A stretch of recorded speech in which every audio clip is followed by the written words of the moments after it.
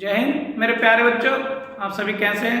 मैं मानता हूँ आप सभी स्वस्थ होंगे, मस्त होंगे, पढ़ने में व्यस्त होंगे और पढ़ाई आपकी बहुत जोर शोर चल रही होगी और आप अपनी पढ़ाई में पूरी तरह से अपनी ईमानदारी से लगे हुए होंगे।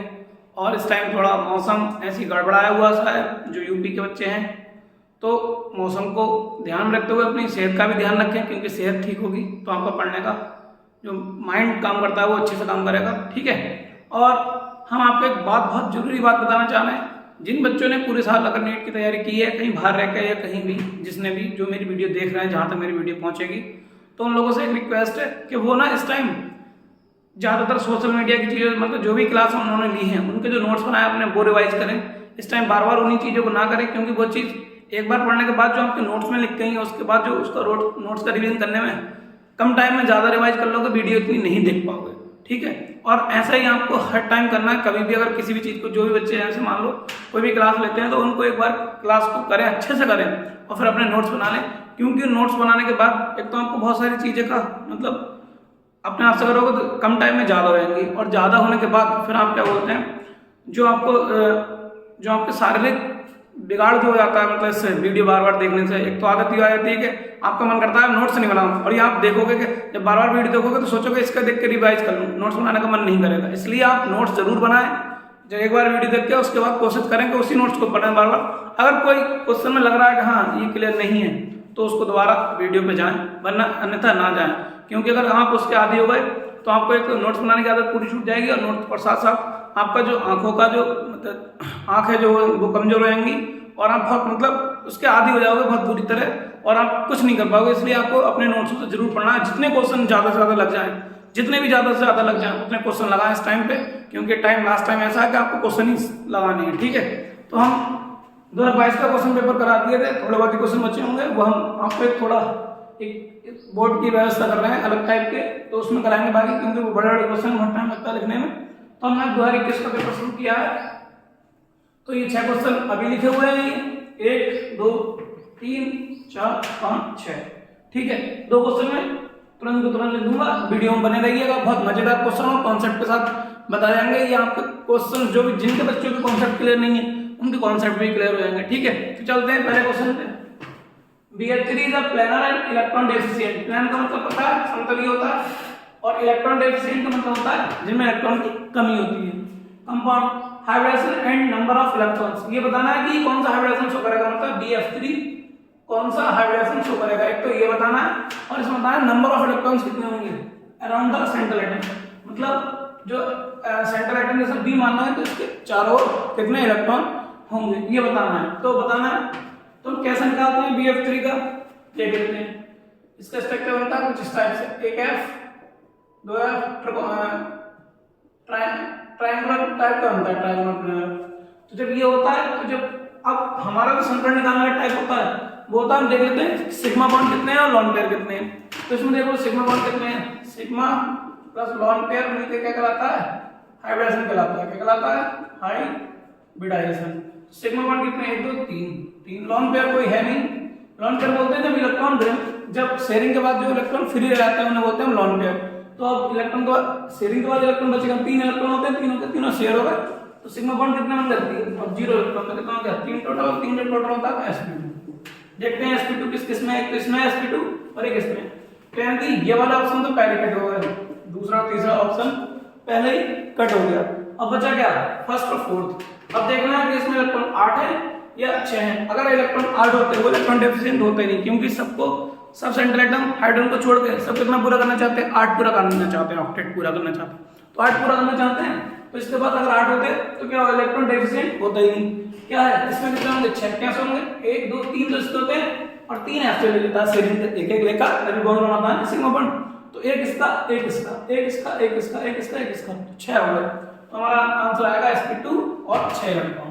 तो इस वाले क्वेश्चन का आंसर क्या आएगा, हाइब्रिडेशन कितना sp2 और नंबर ऑफ इलेक्ट्रॉन कितने 6। Okay clear, understand. हाँ ठीक है, बढ़िया। आगे चलते हैं। मैंने पिछले 2022 वाले पेपर में बताया था, जो नीट का 2022 का पेपर था, और अभी भी बता रहा हूँ, IUPAC में से 2 या 3 क्वेश्चन आने हैं। ठीक है, 2 तो ऑर्गेनिक में से आएंगे और एक आध इनऑर्गेनिक वाला आएगा, पक्का आना है। ठीक है। तो the correct structure of 2,6 dimethyl that for E। तो बताना है कि इसमें से ये आईपीसी नाम दे रखा है 2,6 डाइमिथाइल बैक फॉर्टीन, और इसके बाद हमें बताना है कि इसका स्ट्रक्चर कौन सा मैच कर रहा है। ठीक है, तो हम पहले देखते हैं कि डबल बॉन्ड कहां से पास पड़ रहा है।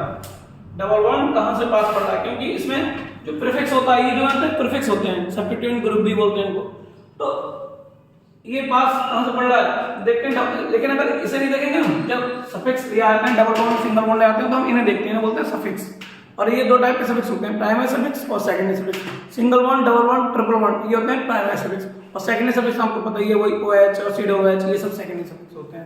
तो हम चलते हैं, सबसे पास कहां पड़ेगा, देखो यहां से करेंगे तो 1 2 3 4 5 नंबर पड़ रहा है। ठीक है, यहाँ 1 2 3 4 5 नंबर पड़ रहा है। इधर से चलते हैं 1 2 3 4 5, ऐसे 4 नंबर पड़ रहा है। इधर देखते हैं 1 2 3, ये 3 पे पड़ रहा है। तो वो कह रहा है 2,6 2,6 पे डाइमिथाइल, ये भी देखना है। तो 1 2 3, कहीं 2 पे तो है नहीं इसमें, तो ये भी हटा दो, ये भी हटा दो। अब इसमें देखो 1 2 2 पे है, ठीक है।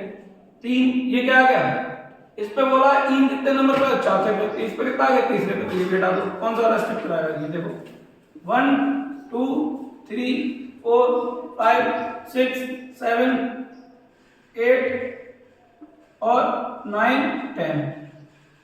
ठीक है, तो क्या करेंगे, देखो ये बड़ा स्ट्रक्चर है, क्या मतलब स्ट्रक्चर बनाना है, देख के डरना नहीं है, बस ये देखना है कि हम इसको नाम देखना है। 2 पे मिथाइल, ठीक है, 6 पे मिथाइल, कितना हो गया 2,6, और डाइमिथाइल डेक क्यों हो गया 10, डेक मतलब 10, 1 2 3 4 5 6 7 8 9 10, कितना हुआ 10। तो आगे हमारा स्ट्रक्चर, बड़े को देखकर आपको ग्रुप में डालना, हाँ एक मतलब बड़ा है, ग्रुप जाएगा, बड़ी चीज आसान होती है। ठीक है, कोई भी बड़ी चीज होती है वो आसान होती है। आगे समझे, इसका आंसर क्या है हमारे पास, तो 2 क्वेश्चन हो गए।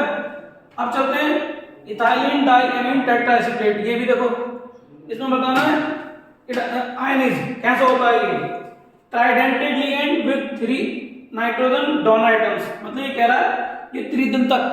देखो ये जो लिगेंड होते हैं इनका नाम होता है, जैसे मोनोडेंटेट को बोलते हैं एक दंतक, बाइडेंटेट को बोलते हैं द्विदंतक। ठीक है, ऐसे दंतक बोलते हैं जो इलेक्ट्रॉन सेंट्रल एटम को इलेक्ट्रॉन डोनेट करता है।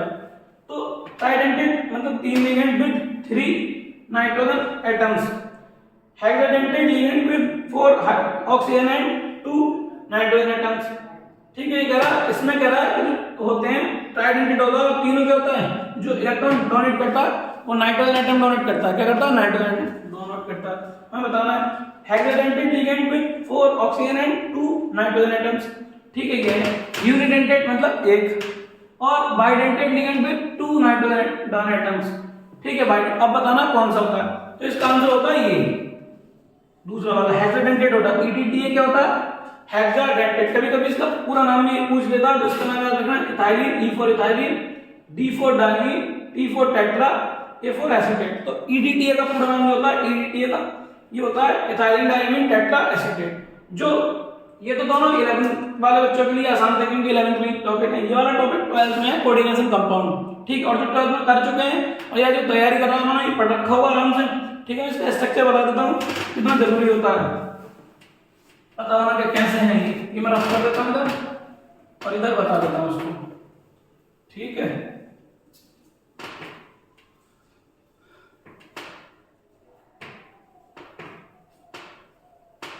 तो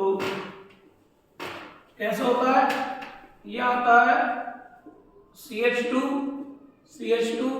N, इधर भी N, और इसके बाद इससे जुड़ जाएगा CH2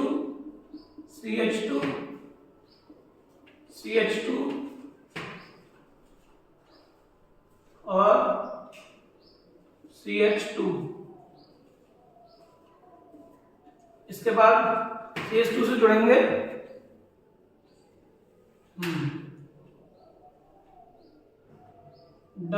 OC। ठीक है, यहाँ पर negative charge, COO negative charge.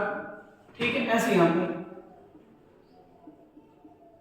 Negative charge, तो जहां जहां नेगेटिव है ये मतलब करेगा, तो कितना कर रहा है, हेक्साडेंटेड लिगेंड, हेक्साडेंटेड कितना 1 2 3 4 4 तो ये हो गए, और एक ये भी डोनेट करेंगे इसमें, ठीक है, क्योंकि इसके पास कितने इलेक्ट्रॉन होते हैं, 5 इलेक्ट्रॉन। कितने 5 इलेक्ट्रॉन होते हैं, 5, 1 2 3 3 तो यहाँ खर्च होगा और 2 इलेक्ट्रॉन बचे। तो जिसके पास 1 पेयर ऑफ इलेक्ट्रॉन होंगे वो क्या करेगा, डोनेट करेगा। देखो इसके पास नहीं है, नहीं कर रहा, इसके पास नहीं है, नहीं कर रहा, इसमें क्या ये भी करेगा ओ पे। इसके पास होंगे अपने 6 इलेक्ट्रॉन अपने होंगे और बाकी एक नेगेटिव आएगा। तो कितने कितने कह रहा था, hexadentate ligand with 4 O atom, तो 4 ओ है, 1 2 3 4, ये वाला लास्ट वाला करेगा, ठीक है, इस पाएंगे। तो जब आप इसका स्ट्रक्चर देखेंगे, ये होता है ईडीटीए का स्ट्रक्चर, ये आप बना लें और आप जब बुक में देखेंगे तो भी देख पाएंगे। इसमें यहाँ लिखे होंगे लॉन्ग पेयर बने होंगे, मैंने नहीं बनाया, लेकिन एक ये मैंने नेगेटिव बना दिया, 1 2 नेगेटिव बदल देते हैं, नेगेटिव 1 2 3 4 4 तो हो गए, ठीक है, और 2 नाइट्रोजन एटम, एक ये और एक ये ईडीटी का स्ट्रक्चर है, ठीक है, बना लीजिए, हो गया, स्क्रीनशॉट ही तो लेना, ठीक है। तो ये था, आगे चलते हैं। तो अगला क्वेश्चन है जेड का मान 40 दे रखा है, एचएफ जेड का मान 72 दे रखा है, similar atomic and ionic radii, because वो कह रहा है कि जेडआर और एचएफ जो होता है दोनों की जो एटॉमिक रेडियाई होती है वो सिमिलर होती है। बताइए क्या उसमें रीजन लगता है, ये बताना है। तो आपको पता होगा कि जेडआर जो होता है 4D सीरीज में होता है, कौन सी सीरीज में होता है, 4D में, ठीक है, जो 22 से शुरू होती है, और एचएफ जो होता है वो 5D सीरीज में होता है, एलए वाले मतलब लेंथेनाइट का जो एलए से शुरू होता है उसमें। अब जब एक 4D में है और एक 5D में, तो एक क्या होगा, मतलब ऊपर हो गया और एक नीचे हो गया। और हमें पता है कि जो ग्रुप में टॉप टू बटन चलते हैं, मतलब ऊपर से नीचे चलते हैं, तो एटॉमिक रेडियाई बढ़ेंगे, क्योंकि साइज बढ़ता है और साइज बढ़ता है क्या होता है, उसका एटॉमिक रेडियाई भी बढ़ती है। लेकिन ऐसा नहीं होता, वो पूछ रहा है क्यों नहीं होता, दोनों की एटॉमिक रेडियाई क्या होती है, लगभग सेम ही होती है। आप जब कॉन्सेप्ट पढ़ेंगे इसका तो पता चलेगा कि दोनों की एटॉमिक रेडियाई लिखी जो होगी वो दोनों की क्या होगी, सेम होगी। तो पूछ रहा है क्या होता है, ये क्वेश्चन आपको सबको रटा होगा और बहुत बार क्वेश्चन आया, हर एग्जाम में क्वेश्चन मिलता है, हर एग्जाम में आपको छोटा दो बड़ा दो, किसी में अगर जिसमें केमिस्ट्री थोड़ी बहुत अच्छी आती होगी तो क्वेश्चन आपको मिल जाएगा, ठीक है। तो क्या है इसमें, क्या पूछ रहा है, क्या उसके हैविंग सिमिलर केमिकल प्रॉपर्टी, क्या उसकी जो केमिकल प्रॉपर्टीज होती हैं दोनों की सेम होती हैं, नहीं ऐसा नहीं होता, ठीक है। बिलोंगिंग टू सेम ग्रुप, मतलब क्या दोनों सेम ग्रुप में, सेम ग्रुप में नहीं है, सेम ग्रुप में तो है, ठीक है, ग्रुप तो सेम है उनका, डायगोनल रिलेशनशिप, लेकिन सबसे मेन कारण जो होता है वो क्या होता है, लेंथ एंड कॉन्टेक्शन के कारण होती है। अगर सेम ग्रुप में होंगे तो हमने कॉन्सेप्ट जो पढ़ा सेम ग्रुप का, ये पढ़ा है कि हम जब ऊपर से नीचे चलते हैं सेम ग्रुप में तो एटॉमिक रेडियाई क्या होती है, बढ़ती है। लेकिन ये सेम ग्रुप में होने के बाद ये नहीं कि दोनों इक्वल आएंगे, बढ़ेगी, वो ऊपर है वो नीचे है, ठीक है। अगर डायगोनल रिलेशनशिप नहीं होती, क्योंकि एक ही ग्रुप में होंगे, एक ही ग्रुप में डायगोनल रिलेशनशिप हो नहीं सकती, क्योंकि एक ग्रुप इधर होना चाहिए, दूसरा इधर होना चाहिए। इसका मेन कारण होता है लेंथ एंड कॉन्ट्रैक्शन।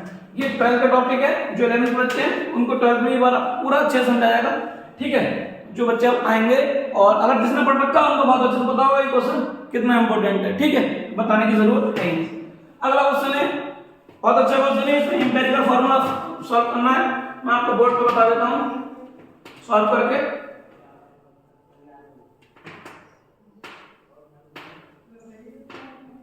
तो इसमें बताना है an organic compound contain 78% by weight, मतलब इसका दे रखा है, कार्बन का वेट दे रखा है, एंड बाकी जो बचा हुआ है वो जो है हाइड्रोजन की परसेंटेज है, जितनी 78% क्या है, कार्बन है किसी भी कंपाउंड में, और बाकी जो बचा हुआ है वो क्या है, हाइड्रोजन है, ठीक है। द राइट ऑप्शन फॉर, इसमें इन चारों में बताना है कि इसका आंसर CH4 होगा, CH होगा, CH2 होगा, CH3। मैं बता देता हूं इसकी टेबल कैसे बनाते हैं, यहाँ पे लिखते हैं एलिमेंट, ठीक है, यहाँ लिखते हैं इसका वेट, फिर उसके बाद लिखते हैं यहाँ पे एलिमेंट हो गया, क्या क्या एलिमेंट है उसकी परसेंटेज लिखते हैं, ठीक है। फिर उसका फॉर्मूला उसका लिखते हैं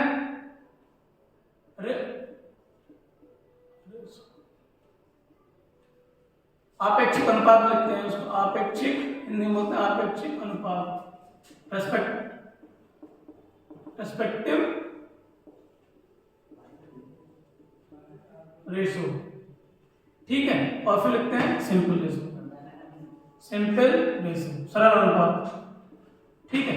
तो कैसे, एलिमेंट C है और H है, 2 ही है, और का वेट कितना है इसका 12, इसका कितना है, इसका 1 होता है। C की परसेंटेज कितनी दे रखी है, C की दे रखी है 78, और H की कितनी बचेगी, फिर जब 100 में से घटा देंगे तो बाकी क्या करा, H है तो 22 बचेगी। कैसे निकालते हैं इसका, इसके जो जितना इसका गोदरकी परसेंटेज उसको हम इसके वेट से माइनस करते हैं। जो कार्बन का वेट होता है रियल में 12, तो 12 से करेंगे 12×72, फिर बचा कितना 6 बचा 60 हो गया, 12×60 6.5 आ गया। ठीक है, अब क्या बचा, ये हो गया 22 और इससे डिवाइड करेंगे 22 को डिवाइड करेंगे तो ये आएगा। ठीक है, जब हम सिंपल रेशो निकालते हैं तो इन दोनों में स्मॉल वैल्यू देखते हैं, ये बड़ा है, जो छोटा होगा सही है उससे हम बड़े वाले को डिवाइड कर देते हैं, सबसे छोटी वैल्यू देखते हैं। तो 6.5 से करेंगे 6.5 को करेंगे कितना आएगा 1 आएगा, और 22 को करेंगे 6.5 से सॉरी तो ये आएगा हमारे पास 3। तो हमें जब इंपेरिकल फॉर्मूला बनाना होता है, इंपेरिकल फॉर्मूला, तो जो सी के आते हैं सिंपल नंबर सी और एच में कितना है 3, तो क्या आ गया CS3 कहीं है CS3, हाँ ठीक, क्या आ गया CS3। ओके, आगे चलते हैं। The maximum temperature that can be achieved is blast furnace. ये फैक्चुअल क्वेश्चन है, ये आपको ब्लास्ट फर्नेस बोलते हैं, बाध्य भट्टी, जो हिंदी मीडियम वाले बच्चे नहीं पता बाध्य भट्टी, कि उसमें टेम्परेचर कितना वो होता है kelvin, up to 5000 kelvin, up to 1200 kelvin, up to 2200 kelvin, up to 1900 kelvin. तो इसका आंसर होता है 2200 केल्विन। ठीक है, ये आपको बिल्कुल अच्छे से याद करना है। अब ये होगा 6 क्वेश्चन, 2 क्वेश्चन और हैं, अभी मैं फटाफट लिख देता हूं, अभी बने रहिएगा वीडियो में और मैं ऐसे डायरेक्ट पूछ लूंगा। ठीक है, तो इसे रफ कर देते हैं, ये समझ आ गया होगा, ये अच्छे से समझ आ गया होगा। ये ऐसे करते हैं, एम्पिरिकल फार्मूला आपने बनाए होंगे कैसे निकाल लेते हैं इसका। ठीक है, और वीडियो को पॉज करके एक बार और देख लीजिएगा, चलते हैं आगे। 2 क्वेश्चन और हैं, मैं भी लिख देता हूं।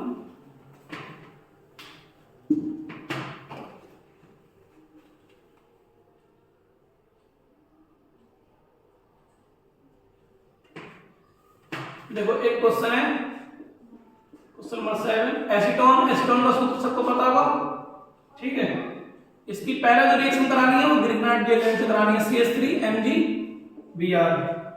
ठीक है, इसकी प्रेजेंस में ड्राई ईथर की, और फिर दोबारा करानी है वो इसका हाइड्रोलिसिस करानी है, एसिडिक मीडियम में बताना है क्या प्रोडक्ट बनेगा। ठीक है, ऑप्शन में हम देखते हैं, पहला ऑप्शन रखा है 2 मिथाइल ब्यूटेन 2 ऑल, और दूसरा है 2 मिथाइल प्रोपेन 2 ऑल, तीसरा है पेंटेन 2 ऑल, फोर्थ है पेंटेन 3 ऑल। ठीक है, तो अच्छा क्वेश्चन है। एसीटोन का सूत्र सबको पता होगा, CH3CO CH3 होता है। ठीक है, पहला हम रिएक्शन कराएंगे ग्रिग्नार्ड रिएक्शन CH3MgBr। तो सब बच्चों ने जिसने भी कर रखा होगा बहुत आसानी पता होगा, ये बॉन्ड टूटता है।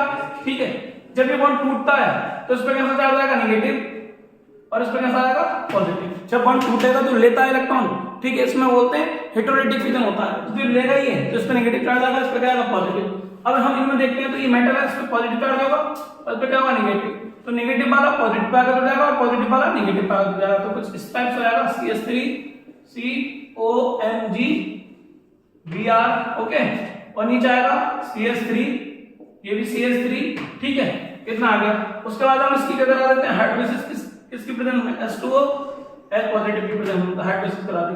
तो क्या हो गया हाइड्रोलिसिस में, इसको कर देते हैं हम OH इधर और H इधर, तो ये बन जाता है कुछ इस टाइप से CH3 COH और ये CH3 और ये क्या हो गया CH3 प्लस NgOH Br। ठीक है, एक बार और समझ लीजिए, ये एसीटोन का फॉर्मूला सबको पता होगा CH3CO CH3, ये ग्रिग्नार्ड रिएजेंट होगा, ये भी बहुत अच्छे से पता होगा। 11th वाले और जितने भी जो भी एग्जाम की तैयारी कर रहे हैं सबको पता होगा। जब हम इसकी रिएक्शन कराते हैं तो हमें पता है ये मेटल है, मेटल में पॉजिटिव चार्ज होगा, 2 पॉजिटिव होते हैं लेकिन एक नेगेटिव है, तो एक पॉजिटिव बचा, एक नेगेटिव है एक नेगेटिव है, तो इसको बैलेंस कर रहे होंगे। ठीक है, तो हमने इसको नेगेटिव दिखा दिया, इस पे पॉजिटिव दिखा दिया। जब ये बॉन्ड टूटता है तो जो बॉन्ड देता है, क्योंकि जिसकी इलेक्ट्रोनेगेटिविटी O और C में किसकी इलेक्ट्रोनेगेटिविटी हाई है, O की ज्यादा है, तो जब ये बॉन्ड लेगा तो इस पे कैसा चार्ज आएगा नेगेटिव और इस पे कैसा आएगा पॉजिटिव। तो अब ये नेगेटिव वाला पॉजिटिव के पास जाएगा, ये पॉजिटिव वाला नेगेटिव के पास जाएगा। जब हम हाइड्रोलिसिस कराते हैं तो S2 होता है, तो S इसके इधर OH इधर, तो ये बन जाता है इस टाइप से। अब देखेंगे हम इसमें तो कौन सा वाला मैच कर रहा है, हम देखेंगे इधर से नंबर निकलने 1 2 3, ठीक है। 1 2 3 में क्या आएगा, 2 मिथाइल, क्योंकि मिथाइल जुड़ा हुआ है, 2 मिथाइल प्रोपेन 2 ऑल। देखते हैं कौन सा वाला मैच हो रहा है, 2 मिथाइल ब्यूटेन, नहीं ये नहीं, 2 मिथाइल प्रोपेन 2 ऑल, ठीक है। ये आंसर सेकंड है, ठीक है। एक क्वेश्चन और है, फटाफट उससे करा देते हैं, ठीक है। तो क्लियर हो गया, स्क्रीनशॉट ले लीजिए। बढ़िया समझ रहे हो, रिएक्शन बहुत ही इंपॉर्टेंट रिएक्शन और बहुत ही आसान मजेदार रिएक्शन है, ठीक है। अगला चलते हैं। तो सारे क्वेश्चन टफ नहीं आते हैं किसी भी एग्जाम में। अगर इसमें नीट में 50 क्वेश्चन आते हैं तो 15 को बहुत इजी है। 15 तो अगर आप पढ़े हुए होंगे तो ठीक कर देंगे, और 15 के लिए आपको बहुत अच्छे से पढ़ना पड़ेगा, ठीक है। क्वेश्चन है द राइट ऑप्शन, 4 ऑप्शन दे रखे हैं, उसमें बताना राइट ऑप्शन कौन सा for the statement. Tyndall effect कौन सा करेंगे, टिंडल इफेक्ट इज एग्जिबिटेड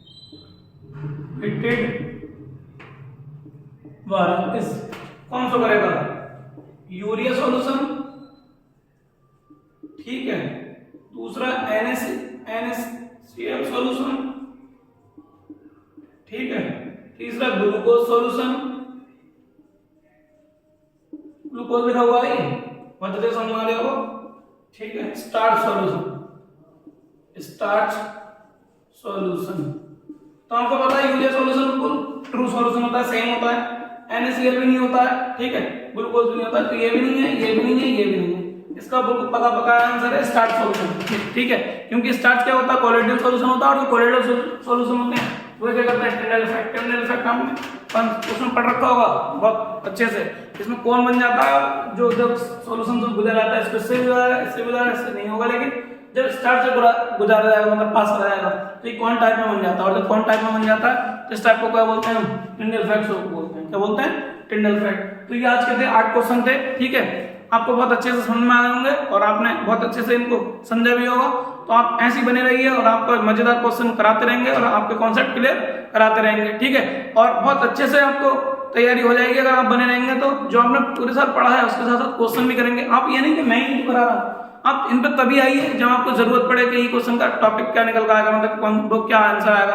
अगर नहीं हो, जो नई नई तैयारी में लगे हुए हैं उन बच्चों को तो बहुत ज्यादा फायदा है, और जो तैयारी कर चुके हैं उनके लिए बस इतना है कि अगर कभी फंस गए तो आप आ जाइए यूट्यूब पे, वरना अपने नोट्स बना रखे हैं केवल उनसे कीजिए, क्योंकि आपका टाइम कम वेस्ट होगा। और आप अगर टाइम कम वेस्ट करेंगे तो अच्छा अपने स्कोर कर जाएंगे, ठीक है। तो आज के लिए इतना ही ध्यान देते हैं। जय हिंद, थैंक यू।